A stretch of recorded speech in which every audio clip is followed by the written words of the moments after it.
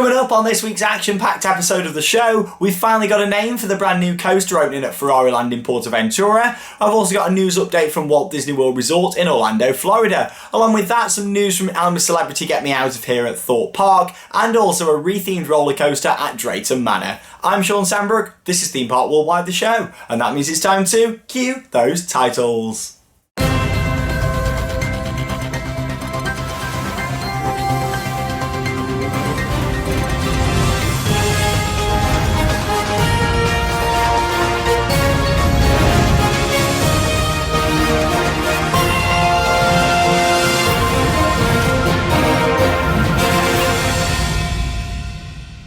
A very warm welcome to this week's episode of the show. Quite a bit's gone on then this week, so we had a new episode of Let's Play Planet Coaster, where I do all the interior of the dark ride. I think it looks really good, considering it's my first time doing a dark ride in the game. I'm quite pleased with it, and it's good to see you guys like that too. We'll have another episode of Planet Coaster coming later this week, where I start to work on the main entrance area itself, so stay tuned for that one. In terms of other videos, today is in Wednesday. I'm down in London at the moment. Quite a few of us are down there doing a vlog today, checking out the Merlin attractions. Of course, we can't film inside the dungeons and that kind of stuff, but we can share our review from any new scenes that have been put in since our last visit. We're going to have a walk around the Sea Life Centre, check out some of the new exhibits, and of course Madame Tussauds as well, see if there's any new wax figures in there. So again, a bit of an update vlog from London attractions. We'll do all the Merlin ones, along with seeing a few other things throughout the day as well, some of the famous sites. So make sure you check out that vlog, it'll be online towards this weekend. Next weekend is in a week on Sunday, we're going to be at Fantasy Island in Skegness, and then the following week we're going to be at all the different Merlin theme parks in the UK. So we're going to be down to Legoland, Chesterton, Thorpe Park and Alton Towers, all sort of the last week of March.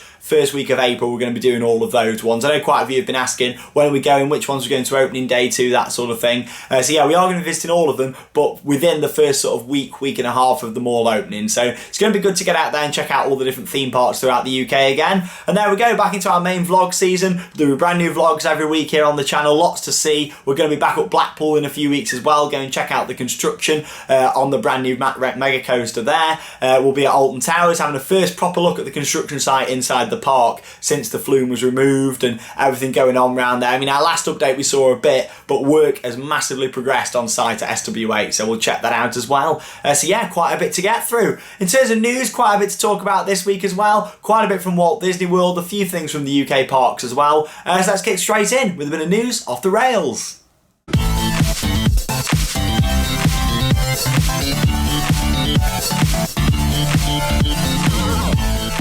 Firstly then, I'm going to talk about Ferrari Land at Portaventura. We're not far away from opening now, just under a month, and of course me and Charlotte are going to be there for opening day to do a vlog from Ferrari Land, and of course whilst we're there we're going to check out the rest of Portaventura. I really enjoy that park, get back on Shambhala, and of course share a vlog for you guys, so it's going to be great. But we've finally got a name for Europe's tallest and fastest roller coaster. Now I know a lot of you out there aren't really that excited for this park, mainly because it's probably Ferrari themed.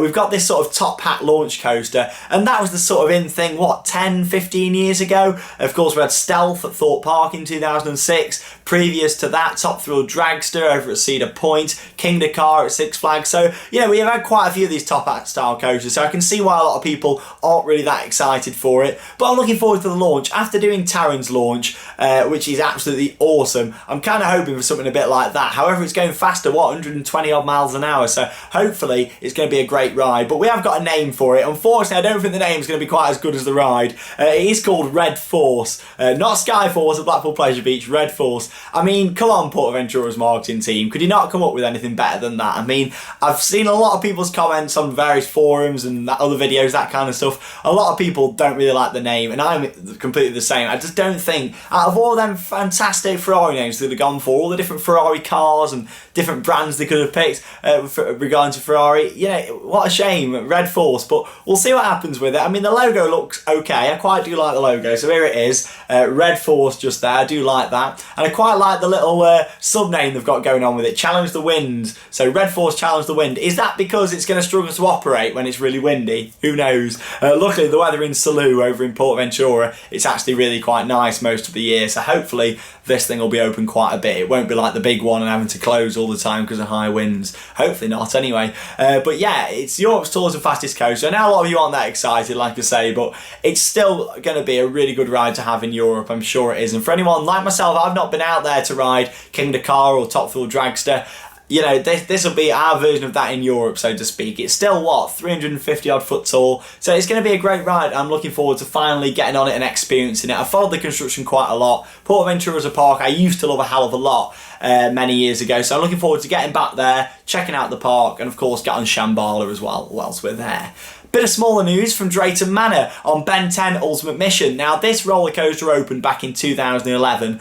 Green track, all Ben 10 themed, and I thought it was a really well themed ride. Again, with Theme Park Worldwide, we did follow the construction of that quite a lot. However, it seems that the ride is undergoing a massive re-theme at the moment. This has come as a bit of a surprise, actually. We didn't really hear any rumours of this or anything, so it seems that the Ben 10 licence has run out after 5 years, and it's going with like a hot rod style theme. Unsure if it's actually going to be Hot Wheels or not. I'm not too sure if it is, but it looks quite similar to Hot Wheels style branding, but it could be their own take on it. It's like all graffiti spray and things. There's been a few pictures going about on the internet the past week, so yeah, we'll get down there again within the opening week and go and check out to see what's happened at Drayton Manor. But yeah, all the exterior buildings have been graffitied. What's going to happen to the inside? I mean, there was quite a lot of Ben 10 sort of theming in there, wasn't there? All like the different characters and stuff. I've never watched Ben 10 in my life, but I know all the different characters and stuff are up in there, weren't they? So we'll see what happens with this one. But yeah, hopefully it'll get a nice new soundtrack and that sort of thing. It looks like the track's going to be staying green, which by looking at the pictures of all this like orange, red and black graffiti,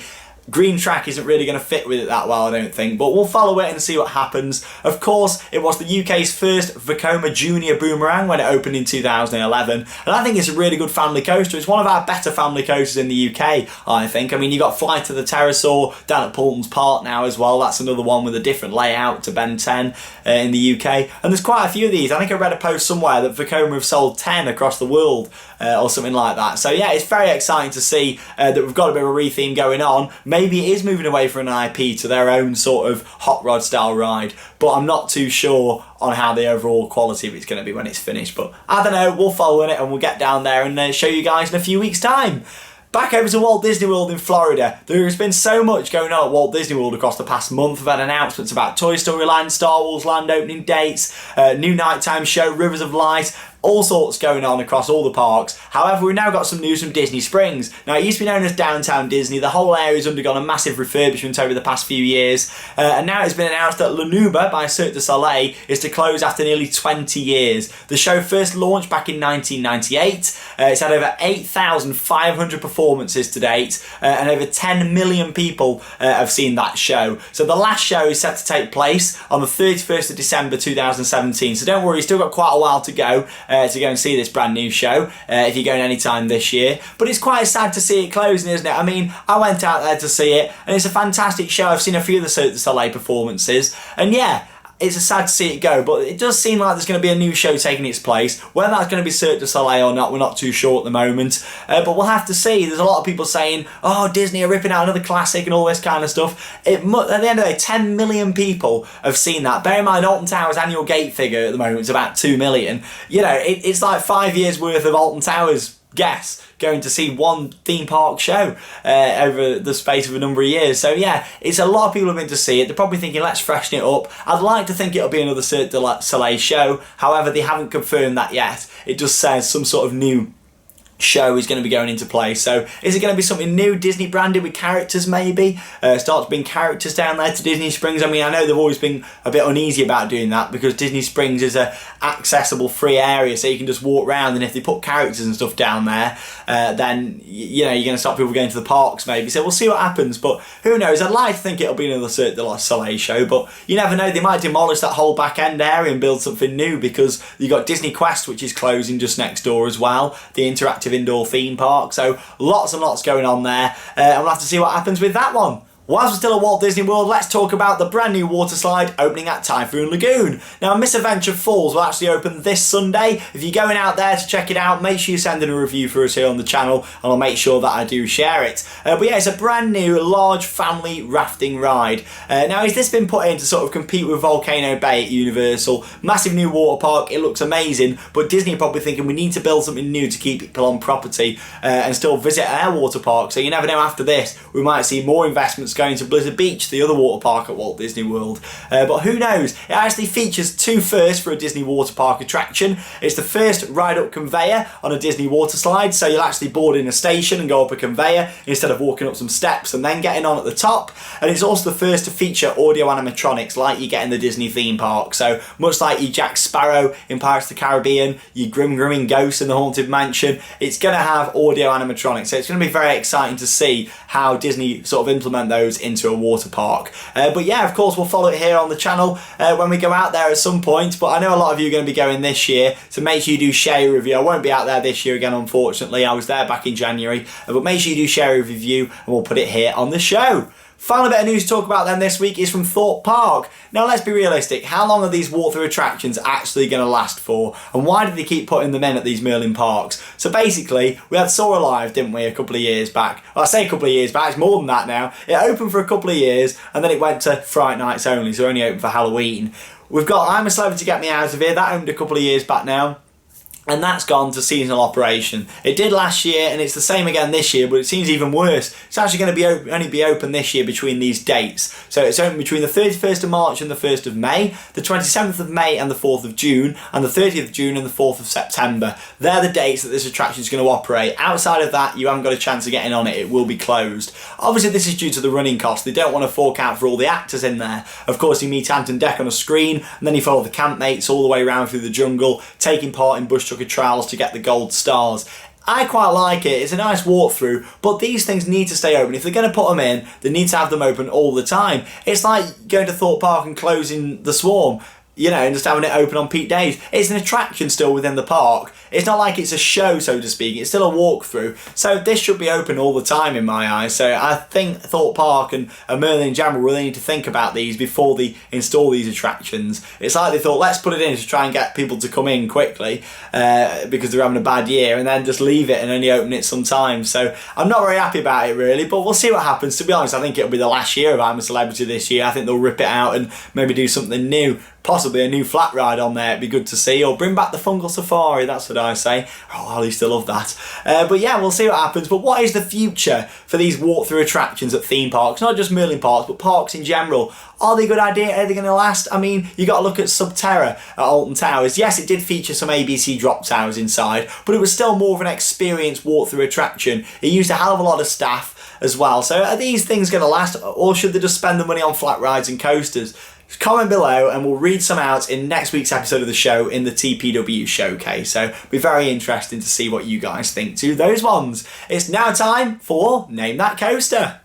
You're like a roller coaster, move and shake me side to side. Yes, then I know, but I make it right. Like a roller coaster. So yes, Name That Coaster. A lot of you did get it right last week. I did say I was going to make it a little bit easier with some people struggling with the first one. It was, of course, Rage at Adventure Island, a Gerstlauer Eurofighter. A good one, actually, one of my favourites in the country. I do enjoy that. It's a fantastic coaster, really, for in such a small footprint. The inversions are nice on it. The colour scheme's nice. Of course, it's yellow track with purple supports. It looks great at night, and with Adventure Island opening until 10 o'clock quite a bit in the summer, and even late opening times at other periods of the year as well.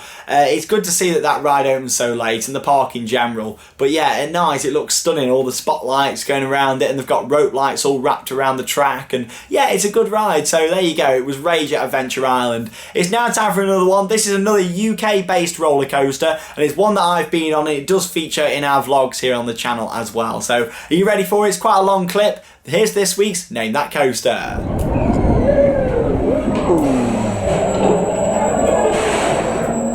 Stop. There There we go. So remember, it's just for fun. All you need to do is comment down below. If a lot of you do seem to be struggling, keep an eye out. I do comment back on some people's and give you little hints and clues to what it is. But of course, I do read all the comments here on the channel as well. And it's great to see that you guys enjoy this really interactive series. So thank you very much for taking part, and we'll see what it was next week.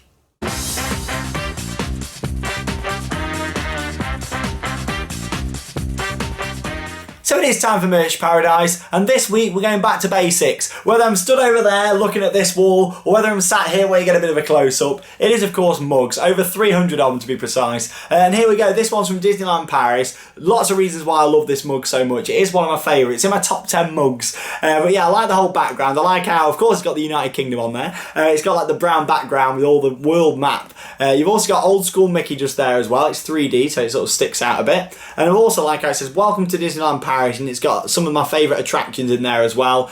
Big Thunder Mountain. You've got Phantom Manor in there as well. You got the castle. You got the Eiffel Tower from over at Walt Disney Studios. Yeah, it's great. Talking about Walt Disney Studios, I can't wait to get there and see Mickey and the Magician. That opened last year and it replaced Animagique. It looks absolutely stunning, so I can't wait to see that this year. Of course, it is the 25th anniversary. I spoke about it a lot. I'm a massive Disney fan. I love all these Disney parks across the world.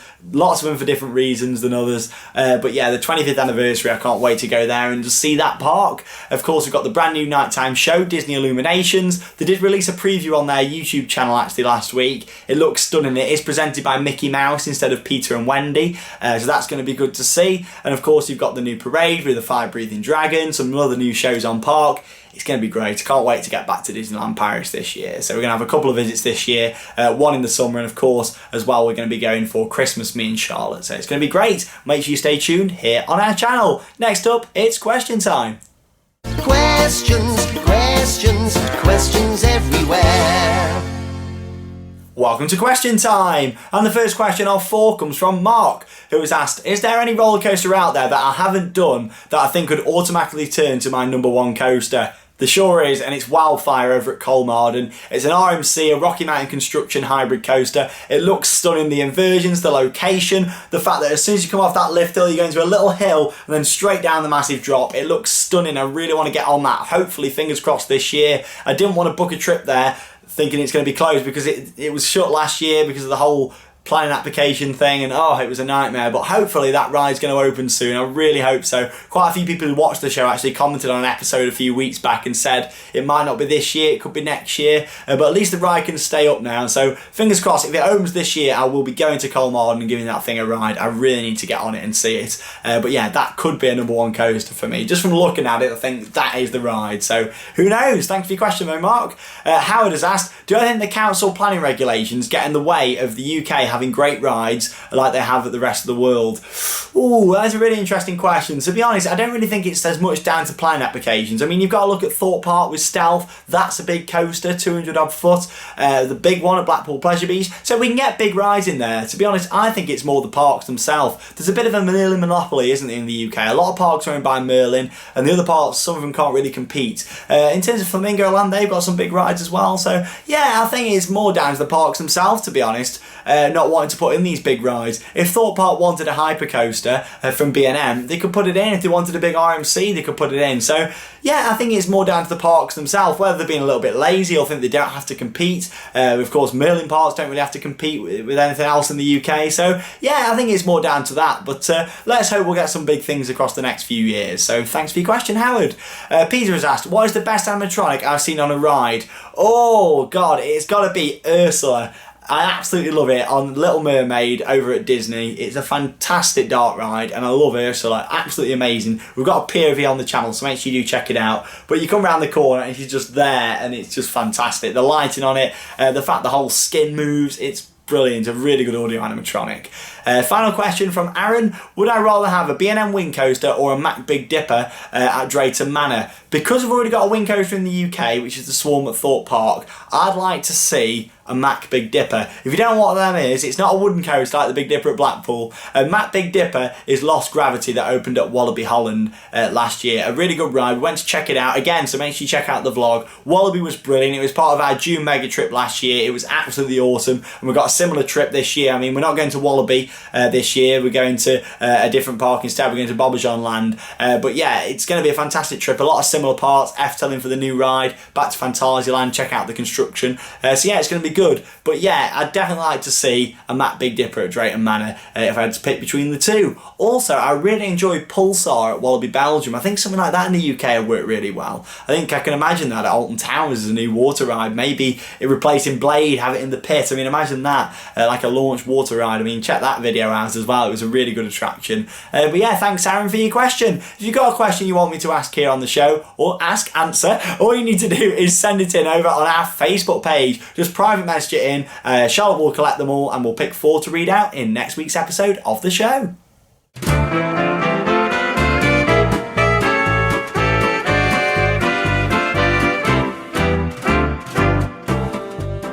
It's time for the final part of this week's episode of the show. It is TPW Showcase, and last week I asked for you guys to comment below on the video with what is, in distance, your closest theme park. So I've picked a few out from looking at the comments, and the first one is Nicholas Milani, who lives 18.5 miles from King's Dominion. You're very, very lucky. I've never visited that park, but I've watched a lot of videos from there, including a lot of other YouTubers who've done vlogs and that sort of stuff. It looks like a great park, so thanks for that one. Super Special Adventures lives right near the Walt Disney World Resort, 300 yards to be exact from the entrance to the property, and half a mile from the Magic Kingdom Park. How awesome is that? So thank you for sharing that one there.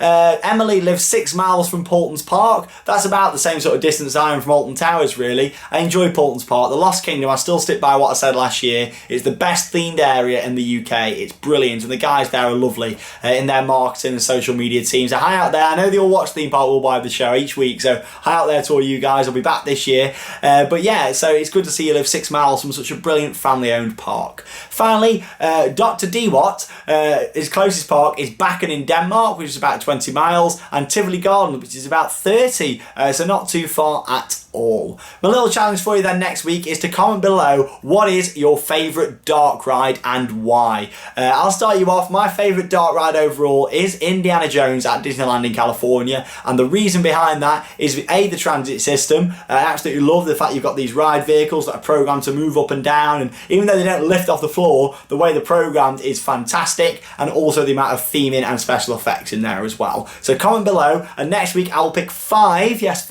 of the best ones to read out here on the show. Finally then, what have we got? Some happy birthdays, Dave and Kirsten. Happy birthday to both of you. Thanks for watching the show, and a few little items to show you guys as well. So first off, we've got Lorna with a mug collection. Thanks for sharing that one. Secondly, we've got Ryan there with the Disney collection of merchandise. Loving the Disney there, Ryan. And finally, we've got Kirsten in the Harry Potter world at Universal Orlando. Thank you very much for sharing those photos. And again, if you'd like anything to be sent in for the show, all you need to do is message it in over on our Facebook page. Send it over, Charlotte will pick the best ones, and we'll put them in next week's episode of the show. Thank you very much for watching. There is quite a lot to come on the channel across the next couple of weeks. All the UK parks are open. We've got all the vlogs to come from there. More Planet Coaster to come online as well. Our vlog from London, Fantasy Island.